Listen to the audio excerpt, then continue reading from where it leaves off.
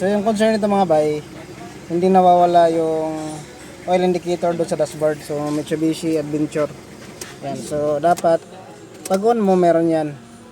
Pero pag ni-start mo, nawawala yung oil indicator.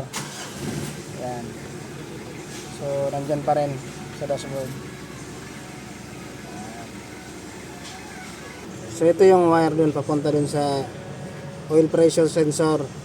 So tinanggal muna natin. So bakit tinanggal natin to? Para mas laman lang natin kung merong shortage doon sa papunta doon sa kanyang indicator valve. So pag tinanggal natin to, dapat mawawala yung indicator sa dashboard.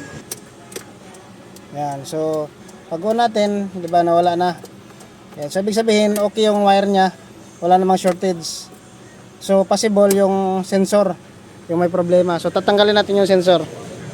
Yun, nasa ilalim ng oil filter yung ano nito, oil pressure switch. Yun, tanggalan natin yung oil pressure sensor. So check lang natin yung resistance nito sa body ng sensor at saka dun sa terminal. So dapat may mabasa tayo yung resistance dyan kapag okay pa.